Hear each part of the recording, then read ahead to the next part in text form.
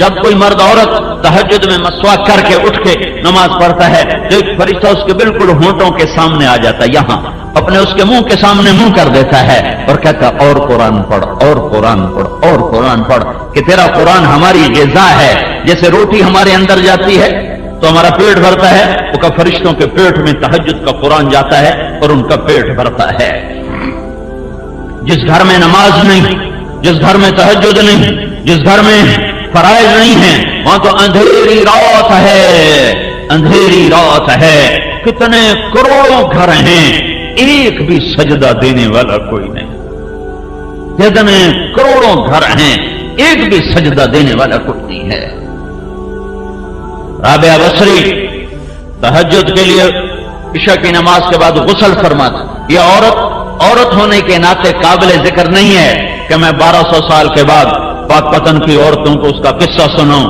یہ حبشی تھی، کالی حبشی، کالا بھی ہونا بدصورت بھی ہونا، حبشی النسل، کالے بھی بدصورت بھی۔ یہ باندھی تھی، آزاد نہیں تھی، یہ بانج تھی، قابل اولاد نہیں تھی۔ جس عورت میں یہ 3 عیب ہوں اسے زمانہ یاد رکھ سکتا ہے، اسے تاریخ یاد رکھ سکتی ہے؟ تو آج 12 صدی کے بعد میں کیوں رابعہ کی کہانی مردوں عورتوں کو سنا رہا ہوں کہ یہ وہ عورت تھی جس نے اللہ کو پا لیا تھا۔ یہ غسل کر کے اپنے خامن سے فرماتی میں آپ کو میری ضرورت ہے، میری ضرورت ہے۔ اگر وہ فرماتے کوئی نہیں ہے تو پھر ان سے کہتی مجھے اجازت ہے میں اپنے اللہ سے بات کر لوں؟ وہ کہتے اجازت ہے، تو اگر فجر تک مصلی تھے۔ ان کے جوانی میں 42 سال کی عمر میں تو یہ خود انتقال کر گئے، خامن فوت ہو گئے جوانی میں۔ جو بہت بڑے وقت کے شیخ، بڑے عالم، وہ چل کر آئے، رابعہ میں تم سے نکاح کرنا چاہتا ہوں۔ کوئی شادی کا شوق نہیں تھا، رابعہ کی نسبت لینے کا شوق تھا۔ تو انہوں نے فرمایا 4 باتوں کا جواب دے دو میں شادی کر لیتی ہوں۔ کہا کیا؟ کہا میرے لیے جنت کا فیصلہ ہے یا جہنم کا؟ کہا پتہ نہیں۔ کہ جب قیامت میں اٹھائیں جائیں گے تو کسی کے سیدھے ہاتھ میں آئے گا، کسی کے الٹے ہاتھ میں آئے گا عمل اس کا، تو میرے سیدھے ہاتھ میں آئے گا کہ الٹے ہاتھ میں؟ کہا مجھے تو پتہ نہیں۔ کہ جب اللہ ترازو تولے گا کسی کی نیکی جھکے گی، کسی کی بڑھے گی، تو میری گھٹے گی یا بڑھے گی؟ کہا مجھے تو پتہ کوئی نہیں۔ کہ جب پول سراج سے گزاریں گے کوئی پار ہو جائیں گے، کوئی گر جائیں گی، میں گروں گی یا پار ہوں گی؟ کہ مجھے تو پتہ نہیں۔ کہ پھر جاؤ میں فارغ نہیں، مجھے تیاری کرنے دو۔ اور 42 سال کی عمر میں انتقال ہو گیا، اور خامن تو تھے نہیں، عجب اللہ سے تعلق تھا۔ اٹھی ہیں سالن بنانے کے لیے، تو دیکھا چولہے پہ بیٹھے تو پیاز کوئی نہیں، تو کہنے لگے یا اللہ پیاز ہی کوئی نہیں، خیر پیاز کوئی نہیں۔ کوئی چیل کہاں سے اڑ کے آ رہی تھی اور اس کے پنجوں میں پیاز تھا۔ رابعہ نے کہا یا اللہ پیاز کوئی نہیں۔ چیل کے پنجے ڈھیلے ہوئے اور پیاز سیدھا آ کر رابعہ کی جھولی میں گرا ہے۔ کہ میری بندی تو میری ہو گئی ہے، میں چیلوں کو تیرا خادم بنا دوں گا۔ جب ان کا انتقال ہوا تو ان کی اپنی خادمہ کو خواب میں ملی، تو انہوں نے پوچھا آپ کے ساتھ کیا ہوا؟ تو فرمایا میرے پاس منکر نکیر آئے تھے اور مجھ سے کہنے لگے من ربکی، تیرا رب کون ہے؟ تو میں نے آگے کہا سبحان اللہ، 40 برس جس کے عشق میں زندہ رہی، 40 برس جسے پوجا کرتی رہی، 40 برس جسے بھلا نہ سکی، یہ 4 ہاتھ زمین میں آ کے میں اسے بھول جاؤں گی۔ جس سوال کرنے آ گئے ہو من ربو کی، تو منکر نکیر کہنے لگے اچھا بھائی ناراض نہ ہو، تم سے تو ہم آگے پوچھتے ہی کوئی نہیں، اور واپس چلے گئے ہیں۔ ایک اللہ سے تعلق، ایک زندگی کے 2 سرے ہیں، ایک اللہ سے جڑتا ہے، ایک بندوں سے جڑتا ہے۔ اللہ سے جڑتا ہے عبادت کے ساتھ، نماز کے ساتھ، روزے کے ساتھ، صدقات کے ساتھ، ذکر کے ساتھ، تلاوت کے ساتھ، تہجد کے ساتھ، اور دوسرا سرا اللہ کے بندوں کے ساتھ ہے، وہ بھی اتنا ہی نازک ہے۔ اگر اخلاق اچھے نہیں ہوں گے تو عبادات مردود ہو جائیں گی، اور اگر عبادات کوئی نہیں ہوں گی تو اخلاق مردود ہو جائیں گے۔ یہ دونوں 2 پر ہیں، ان دونوں کے ساتھ جنت کا سفر ہے، ان دونوں کے ساتھ جنت کا سفر ہے۔ میرے نبی نے فرمایا بہت بڑا ظالم ہوئے کون کھڑے ہو گئے؟ اچھا جی قاتل نہیں، جواری نہیں، بدکار نہیں، بہت بڑا ظالم چور نہیں، بہت بڑا ظالم۔ کون یا رسول اللہ؟ کا جو اذان سنے اور نماز نہ پڑھے۔ سارا پاک پتن ایسے ظالموں سے بھرا پڑا ہے، کیا مرد کیا عورتیں اس ظلم سے بھری پڑی ہیں۔ میرے بھائیو بہنوں، مصلوں کو آباد کرو، مصلوں کو آباد کرو، مسجدوں کو آباد کرو۔ یہ الصلاۃ الصلاۃ الصلاۃ، میری امت نماز نہ چھوڑنا، نماز نہ چھوڑنا، نماز نہ چھوڑنا۔ دوسرا رخ وما ملکت ایمانکم، وما ملکت ایمانکم، میری امت اپنے اخلاق اچھے کرنا، اپنے اخلاق اچھے کرنا، اپنے اخلاق اچھے کرنا۔ کہ اسلام کی تکمیل عبادت سے نہیں ہے، اسلام کی تکمیل اخلاق سے ہے۔ عبادت بنیاد ہے، اخلاق چھت ہے۔ عبادت انتہا ہے، عبادت ابتدا ہے اور اخلاق انتہا ہے۔ عبادت اول ہے اور اخلاق آخر ہیں۔ عبادت سے اسلام شروع ہوتا ہے اور اخلاق پہ جا کے مکمل ہو جاتا ہے۔ اس وقت ہمارا معاشرہ کچھ نہ کچھ عبادات کا منظر تو پیش کرتا ہے، لیکن اخلاق کی دنیا اجڑ گئی، کھنڈر بھی کوئی نہیں نظر آتے۔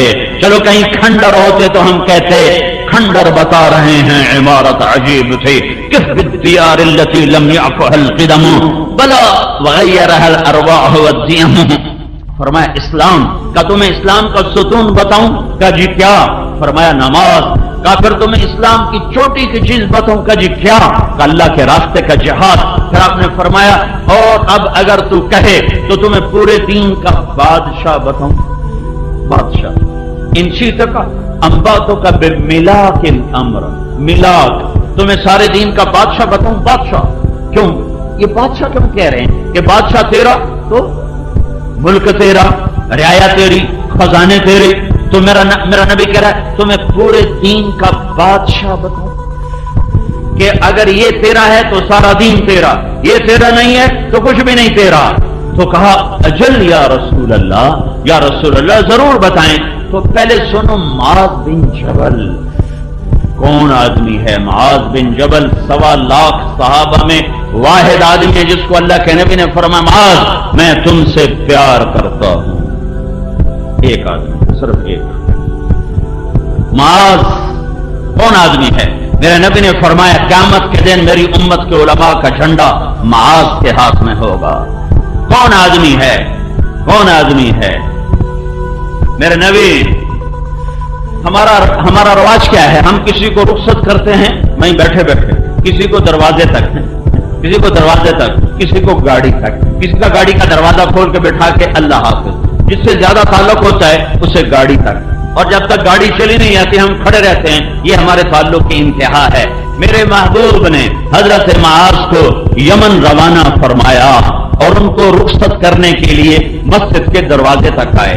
پھر جی نہیں بھرا، پھر ساتھ چل پڑے، پھر باتیں کرتے جا رہے ہیں، رخصت کرنے جا رہے ہیں، یمن بھیج رہے ہیں اپنی وفات سے کوئی مہینہ 1.5 مہینہ پہلے کی بات۔ تو پھر اور آگے گئے، پھر اور آگے گئے، چلتے چلتے 7 میل تک ساتھ چلتے گئے اور چلتے گئے، چھوڑنے کو دل نہیں کرتا۔ پھر فرمایا معاذ یہ تیری میری آخری ملاقات، اس کے بعد جب تو آئے گا نا تو میری قبر دیکھے گا، مجھے نہیں دیکھے گا۔ تو معاذ رضی اللہ تعالیٰ عنہ رونے لگے، تو آپ بھی رونے لگے، اللہ کے نبی بھی رونے لگے، اور فرمایا معاذ اچھا نہ رو، قیامت کے دن انشاءاللہ قریب ہی ہوں گے، کیونکہ میرے قریب وہ ہوگا جو تقوی والا ہوگا۔ یہ اتنے بڑے آدمی کو اب دیکھنا میرا نبی کیسے سمجھا رہا ہے۔ معاذ تمہیں سارے دین کا بادشاہ بتاؤں؟ سارے دین کا بادشاہ بتاؤں؟ کہ اجل یا رسول اللہ، فاحوا باصبعیہ الی لسانہ۔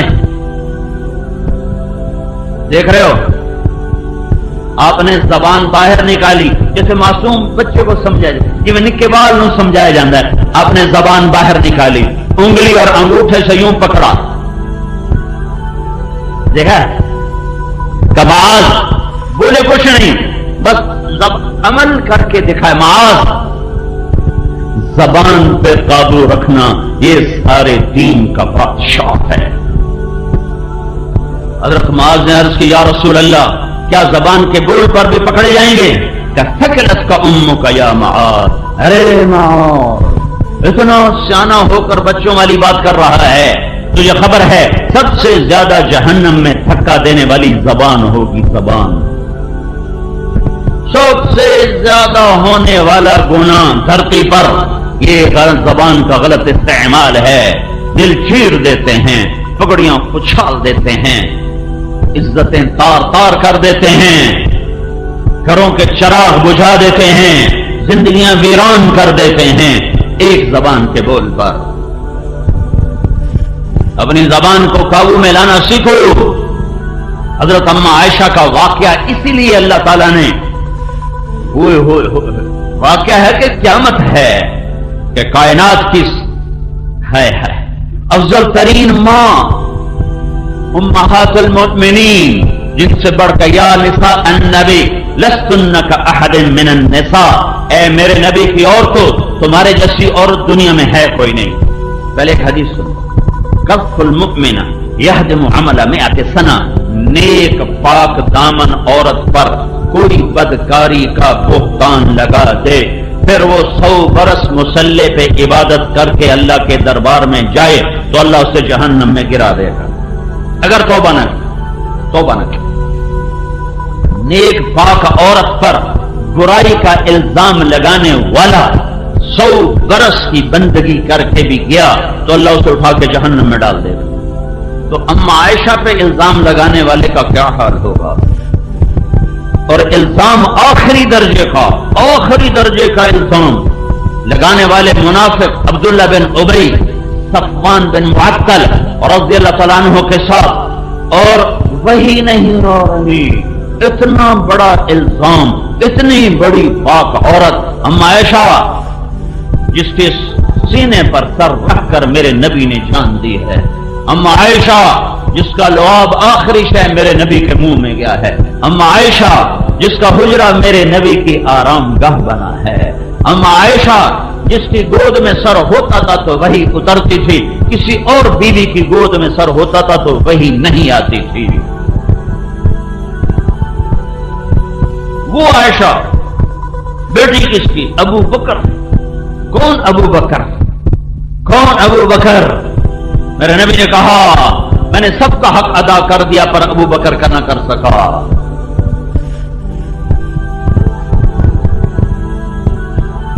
اتنا بڑا الزام لگا، وہی نہیں آ رہی، وہی بند. اب بھائیو جب الزام لگے تو ہر کوئی فوراً دھونے کی کوشش کرتا ہے. یہ تو میرے محبوب کی محبوب بیوی پر الزام تھا، اللہ نے فوراً ازالہ کیوں نہیں کیا؟ پاک پتن کی عورتوں کو، مردوں کو سمجھانے کے لیے کہ زبان کا زہر کتنا خوفناک ہوتا ہے. مدینے میں آگ لگ گئی، گھر گھر میں ماتم.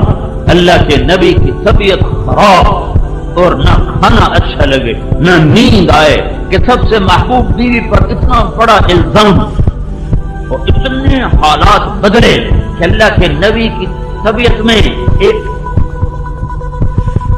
عجب انقباض. حضرت عائشہ کے ساتھ معاملہ سرد.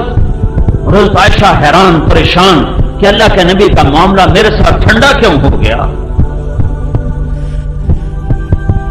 چھٹی لے کر ماں باپ کے گھر گئیں کہ پتہ کروں قصہ کیا ہے. قربان جاؤں صدیق کے صبر پر کہ ایک اتنی پاک بیٹی پر تہمت لگی ہے اور صدیق نے احتجاج نہیں کیا کہ میری بیٹی کے ساتھ یا رسول اللہ کیا ہو رہا ہے، آپ کیوں نہیں اس کو بند فرماتے؟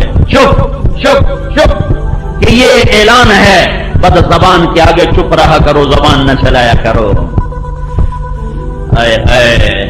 یہاں ماں باپ سبق دیتے ہیں، تو چپ کیوں رہ گیا؟ تو ابو جواب کیوں نہیں دیتا؟ تو ہگدیاں 100 کیوں نہیں سنائیاں؟ تو کیوں سانو برباد کر چھڑیا؟ اے ظالم ماں باپ ہیں. اور یہ سبق ہے بد زبان کے آگے چپ رہنا. چپ رہنے والا کبھی عزت میں گھاٹا نہیں کھاتا. امتحان کی جگہ کہیں خامند کا مزاج سخت ہوتا ہے تو بیوی کو سبق ہے صبر کر، تیرا رب تیرے ساتھ ہے. کہیں عورت کی زبان میں تیزی ہوتی ہے تو خامند کو حکم ہے صبر کر، تیرا رب تیرے ساتھ ہے.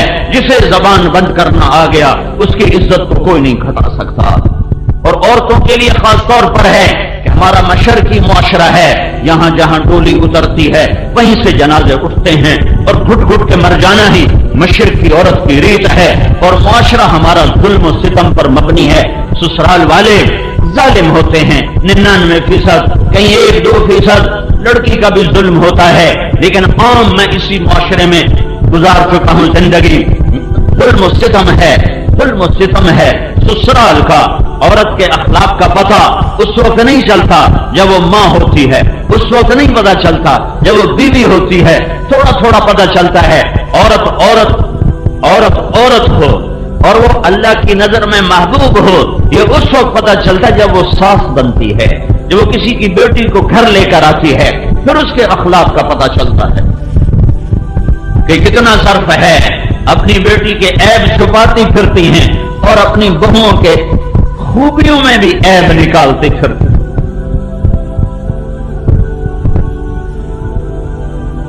یہ سبق ہے، چپ رہو، نہ کر لبوں کو سی، عشق ہے دل لگے نہیں، سینے پہ تیر کھائے جا، آگے قدم بڑھائے جا، یعنی زبان حال سے کہہ دے کہ ہاں ستائے جا۔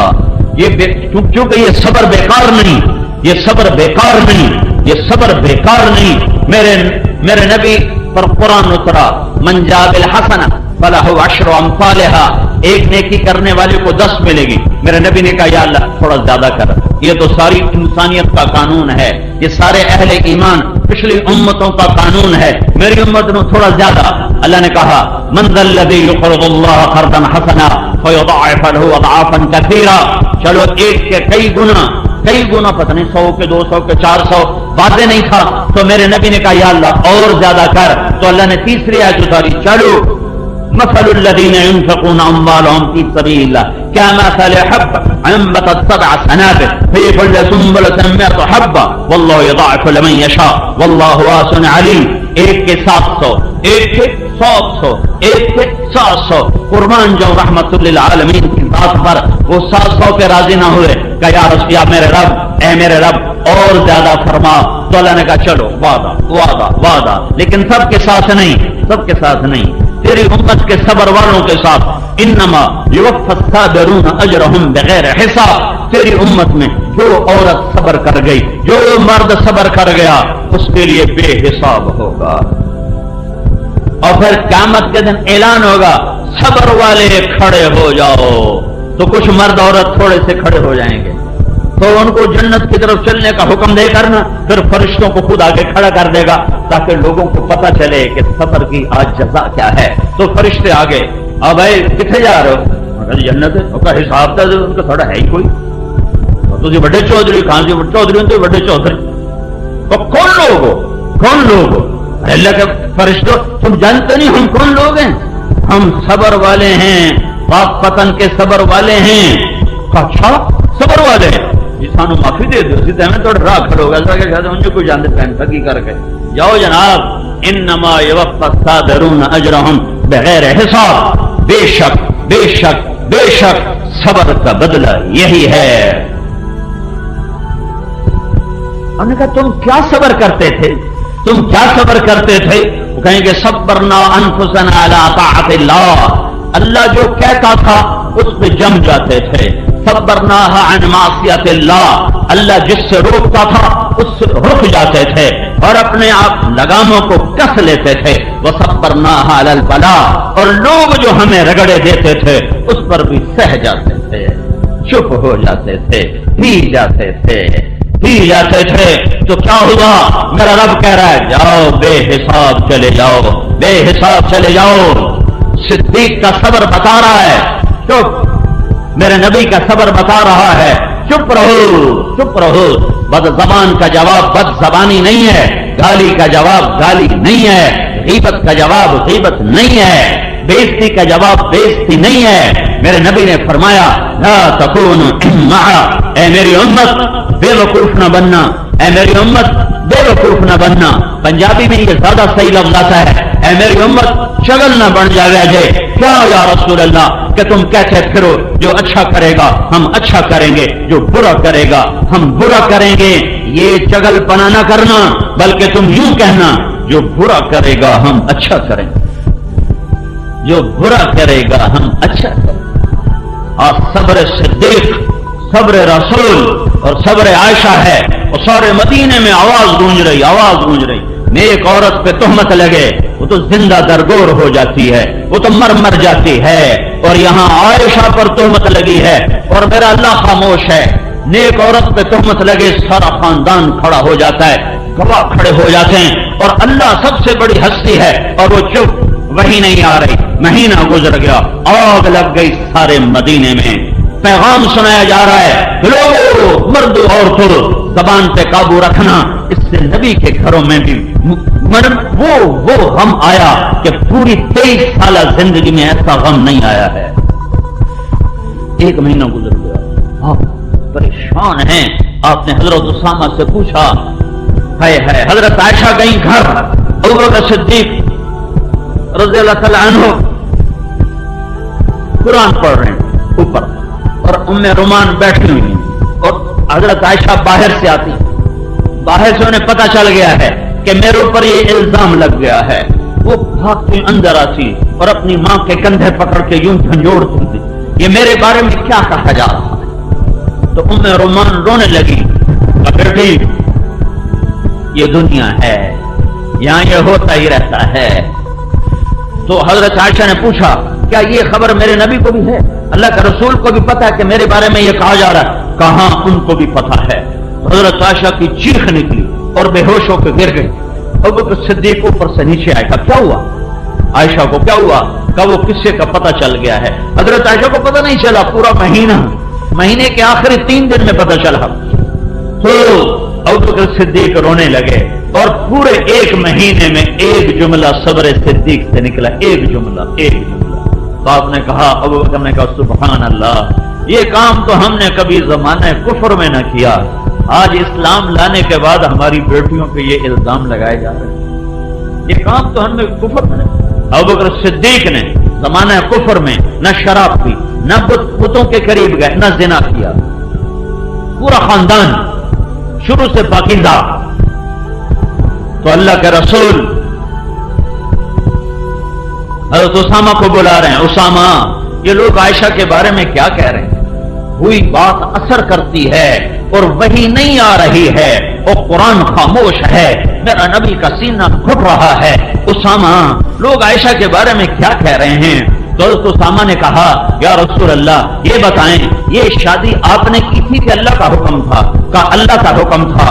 تو کہا اللہ آپ کو ایسی عورت دے سکتا ہے؟ پھر آپ نے حضرت علی کو بولا، علی تو کیا کہتا ہے؟ کہ یا رسول اللہ آپ اس سے کیا پوچھتے ہیں، آپ اس گھر کی خادمہ سے پوچھیں، وہ سب سے زیادہ جاننے والی ہے۔ تو آپ نے ان کی خادمہ حضرت بریرہ کو بلایا، بریرہ میں کون ہوں؟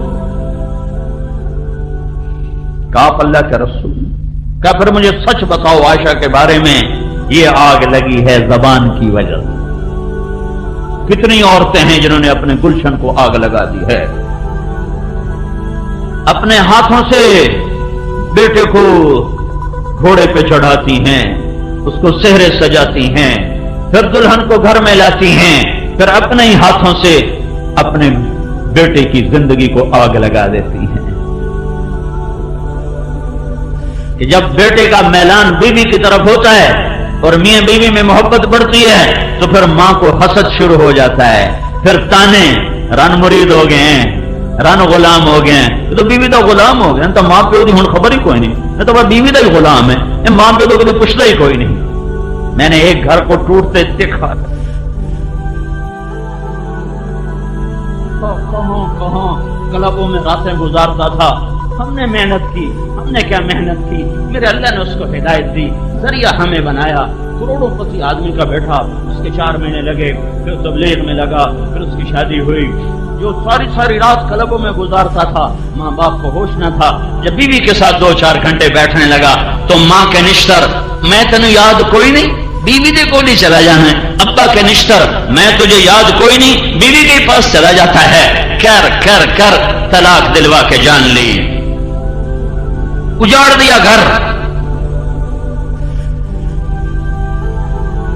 وہ بچہ نیم پاگل صاحب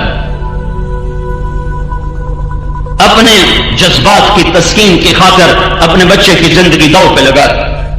پھر ایک اور شادی کی ہے، وہ بیچارہ نہ زندوں میں ہے نہ مردوں میں ہے. یہ زبان ہیں، یہ اخلاق ہیں، یہ رویے ہیں جو گھر کو جنت بھی بناتے ہیں، جہنم بھی بناتے ہیں. شکلوں صورتوں پہ زندگی نہیں گزرتی، حسب نسب پہ زندگی نہیں گزرتی، ملک و مال پہ زندگی نہیں گزرتی. زبان کا میٹھا بول ہے جو غریب کے گھر کو بھی جنت بنا دیتا ہے، بدصورت کو خوبصورت بنا دیتا ہے، کمی کو سردار بنا دیتا ہے. اور زبان کا گندا بول ہے جو سردار کو کمی بنا دیتا ہے، حسین کو بدصورت بنا دیتا ہے، بہار کو خزاں میں بدل دیتا ہے، اجالوں کو اندھیروں میں بدل دیتا ہے، پھولوں کو کانٹوں سے بھر دیتا ہے. زندگی کا بہاؤ چیزوں کے ساتھ نہیں ہے، زندگی کا بہاؤ اخلاق کے ساتھ ہے. زندگی چیزوں کا نام نہیں ہے، زندگی احساسات کا نام ہے. اور احساسات اخلاق سے پروان چڑھتے ہیں اور بد اخلاقی سے مر جاتے ہیں. جب احساسات مر جائیں تو دنیا کا کوئی روپ رنگ اسے آرام نہیں دے سکتا. کیا لطف انجمن کا جب دل ہی بجھ گیا ہو. اما عائشہ کا واقعہ یہ گھر کی معاشرت کے لیے بنیاد ہے کہ زبانوں کو سنبھل کے استعمال کرو. میرے نبی پریشان، بریرہ تو عائشہ کے بارے میں کیا کہتی ہے؟ حضرت بریرہ نے عرض کی، یا رسول اللہ، اس سے پاک کوئی ہو سکتا ہے؟ اس سے پاک کوئی ہو سکتا ہے؟ آپ ممبر پر آئے، میں قربان جاؤں ظرف نبوت پر میرے نبی نے کبھی ممبر پہ کھڑے ہو کر کسی کا نام لے کر اسے رسوا نہیں. ہمارے خطیب صاحبان نام لے لے کے دھجیاں اڑا رہے ہوتے. جب ممبر رسول سے ہی آگ برس رہی ہو تو گھروں میں پھول کہاں سے کھلیں؟ اتنا بڑا دکھ دیا عبداللہ بن ابی نے، لیکن آپ نے اتنا کہا، لوگوں کچھ لوگ نے میرے گھر والوں کے بارے میں مجھے بڑی تکلیف دی ہے. تو سعد بن معاذ کھڑے ہو گئے، یا رسول اللہ کون ہے؟ سب کو پتا تھا کون ہے، اجازت کون ہے؟ میرے قبیلے کا ہے، اوس کا ہے، میں ابھی اس کا سر اڑاتا ہوں. اگر خزرج کا ہے تو میں اس پہ حملہ کرتا ہوں. تو ادھر سے سعد بن عبادہ کھڑے ہو گئے، کہا تجھے پتا جو ہے کہ وہ تیرے قبیلے کا نہیں ہے، وہ میرے قبیلے کا ہے، اس لیے تو یہ بڑھ کے بول رہا ہے. پیچھے اسید بن حذیر کھڑے ہو گئے، کہا تو منافق ہے اور تو بھی منافقوں کا ساتھی ہے، ہم اس کے ساتھ تیرا بھی سر اڑائیں گے. قریب تھا کہ مسجد نبوی کے اندر صحابہ کی تلواریں چل جاتی. زبان کا بول. ایک دم میرے نبی ممبر سے اترے، اوس کو ادھر ہٹایا، خزرج کو ادھر ہٹایا، کہ میرے ہوتے ہوئے تم گلے کاٹنے پر آ گئے ہو. زبان کا بول. گھروں کی آبادی وظیفوں سے نہیں، اے وظیفہ پڑھ لو اے ہو جائے گا، اے تسبیح پڑھ لو اے ہو جائے گا، اے پنج صورتہ پڑھ لو اے ہو جائے گا. یہ پڑھو، اس سے عبادات ہیں، اجر بھی ہے، رحمت بھی ہے، برکت بھی ہے. گھر آباد نہیں ہوگا، گھر آباد نہیں ہوگا، گھر آباد نہیں ہوگا. گھر زبان کے میٹھے بول سے آباد ہوگا، گھر ایک دوسرے کی برداشت کرنے سے آباد ہوگا، گھر ایک دوسرے کے عیب چھپانے سے آباد ہوگا.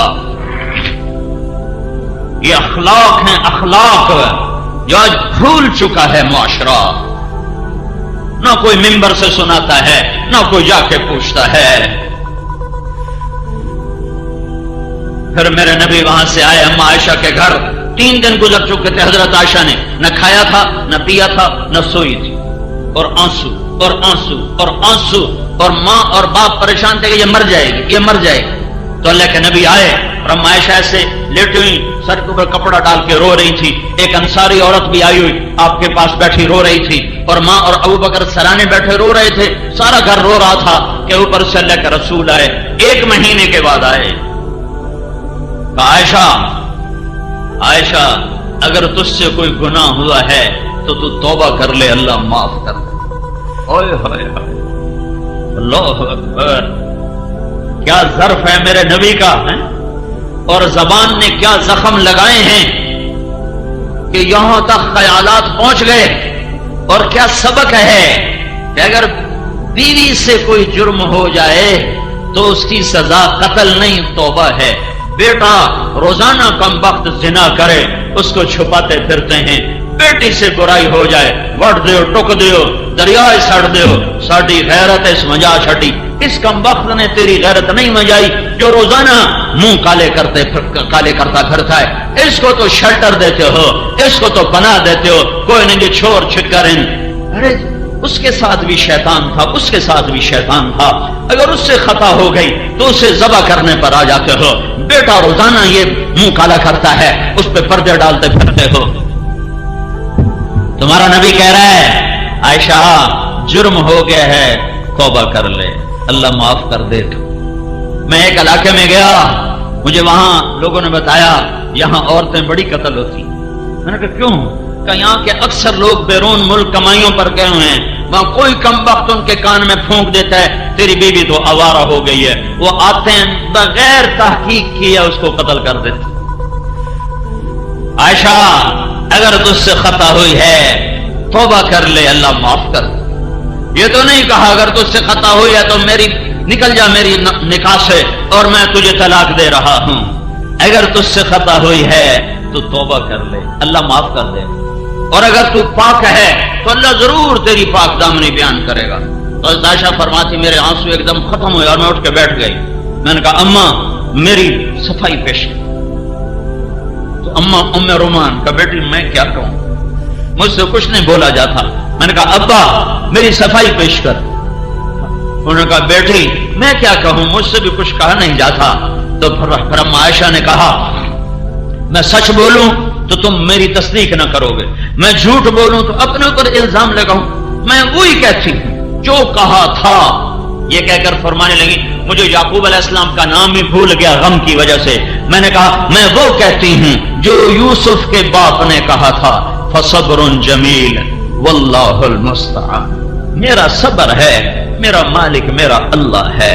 और फरमाया ये कहकर मैं दोबारा लेट गई तो एकदम अल्लाह के नबी पर वही उतरी 1 महीने के बाद। 1 महीने के बाद और हजरत अबू बकर और उम्मे रोमान का रंग पीला जर्द और ऐसे कांपने लगे, ऐसे खुश्क पत्ते की तरह कि पता नहीं ये जो वही आ रही है क्या हुक्म आ रहा है, हमारी बेटी की पाकदामनी है या कुछ और कहानी है।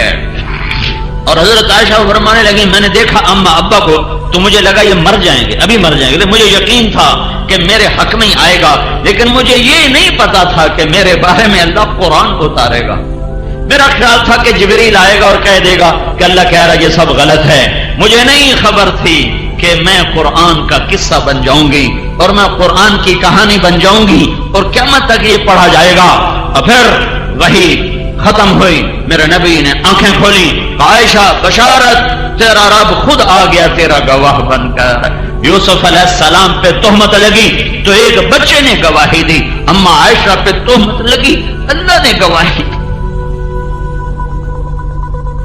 इन्नल्लज़ीना जाअू बिल इफ्क उस्वतुम मिनकुम ला तहसबूहु शद्दन लकुम बल हुवा खैरुल लकुम लिकुल्लि इम्रिइन मिनहुम मक्तसब मिनल इस्म से लेकर 14 आयात हैं। और इन 14 आयात में जितना कुरान का लहजा सख्त है पूरे कुरान में ऐसा सख्त लहजा नहीं है।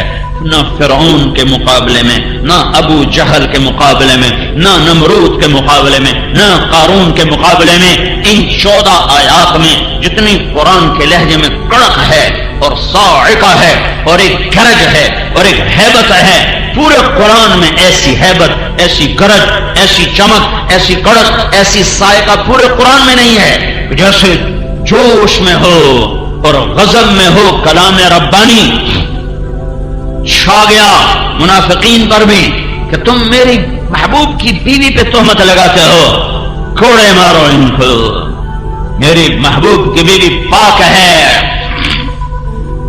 अम्मा आयशा ने कहा, उम्मे रुमान ने कहा आयशा उठ अल्लाह के रसूल का शुक्र अदा कर। हजरत आयशा ने कहा नो नो इनका नहीं, मैं उसका शुक्र अदा करूंगी जो मेरा गवाह बना है, मैं अपने रब का शुक्र अदा करूं। फिर अबू बकर सिद्दीक रज़ियल्लाहु अन्हु उठे और बेटी को गले से लगाया तो हजरत आयशा ने गिला किया अब्बा तूने भी मेरी सफाई पेश न की।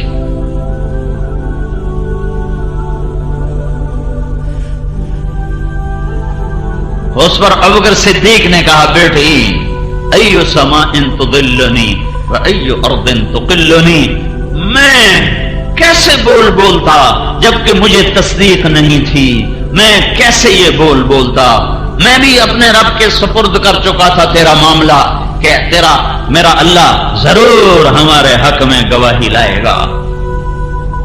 یہ قصہ پیغام ہے ہر مرد عورت کے لیے کہ زبان سے سنبھل کے بولو، اپنے گھروں کو آباد کرنا ہے تو زبان کو ٹھیک بولنا سیکھو۔ یہ مدرسوں میں نہیں سیکھ، میں 10 مدرسے چلا رہا ہوں، ہم مدرسوں میں زبان ٹھیک چلانا نہیں سکھا رہے، ہم مسئلے مسائل بتا رہے ہیں۔ اس کے لیے جان جوکھوں کی محنت ہے۔ یہ ماں باپ نے بتانا تھا، پہلا کام ماں کا تھا، باپ کا تھا۔ باپ کو کمانے سے فرصت نہیں، ماں کو ویسے شعور نہیں کہ اولاد کی تربیت کیسے کرنی۔ 3 سال کے بچے کو اسکول بھیج دیا تو تربیت کون کرے گا؟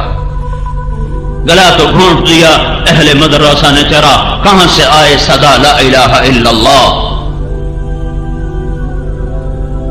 تو اسلام کا دوسرا جز، پورا اسلام صرف 2 باتیں، عبادت، اخلاق، حقوق اللہ، حقوق العباد، دونوں اپنی جگہ پہ 2 بنیادیں ہیں، 2 بنیادیں ہیں۔ ایک نہیں تو دوسرا کھڑا نہیں ہو سکتا، دوسرا نہیں تو پہلا کھڑا نہیں ہو سکتا۔ عبادت والے تو نظر آتے ہیں، اخلاق والے نظر نہیں آتے، نظر نہیں آتے۔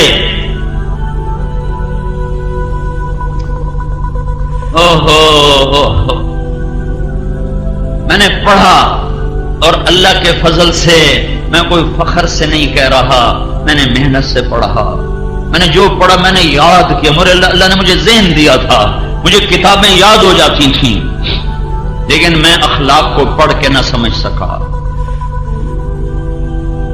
یہ بڑا اوکھا سبق ہے، یہ کسی کو دیکھنے سے پتہ چلتا ہے۔ میں نے مولانا سعید احمد خان کو دیکھا، یہ ہمارے اکابر میں ایک ہستی تھے، اس شخص کو دیکھ کر مجھے زندگی میں پہلی دفعہ پتہ چلا کہ میں بد اخلاق انسان ہوں، ورنہ اس سے پہلے پتہ ہی نہیں تھا۔ کسی کی پگڑی اچھال دینا، کسی کا دل چیر دینا، کسی کی غیبت کر دینا، کسی کے عیب اچھالتے پھرنا، اس کو کبھی بے دینی سمجھا ہی نہیں تھا۔ اس شخص کو دیکھا تو مجھے پتہ چلا کہ اخلاق کسے کہتے ہیں۔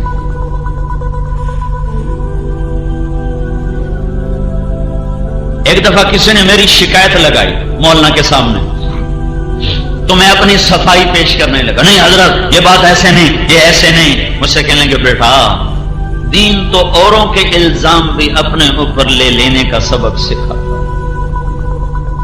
ہے۔ تو مجھے ایک قصہ یاد ہے، 417 صدی کے ایک عالم ہیں احمد بن مہدی بن رستم، ابن کثیر نے اپنی کتاب میں ان کو جگہ دی ہے۔ اس کتاب میں چھوٹا آدمی جگہ نہیں پا سکتا۔ طلب علم میں 3 لاکھ درہم خرچ کیے، 3 لاکھ درہم، آج کا 3 کروڑ روپیہ بنتا ہے علم سیکھنے کے لیے۔ ان کے علم کی وجہ سے وہاں اس کتاب میں ان کو جگہ نہیں ملی۔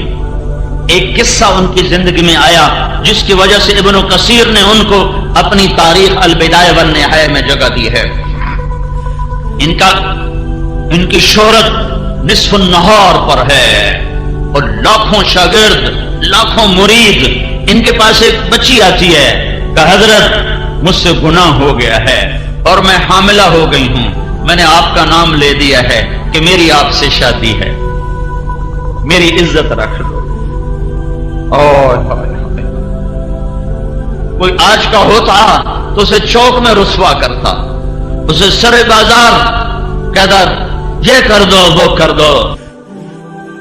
ہماری دستار کو داغدار کرنے آ گئی ہے، مرید ہوتے تو وہ بھی کہتے ہمارے پیر کو کیا کرنے آ گئی ہے، کہ بیٹی جا گھر بیٹھ جا، تیرے اوپر کبھی حرف نہ آئے۔ اور اپنی شادی کا اعلان کر دیا اور تن و تشنی کے سارے تیر سہ گئے۔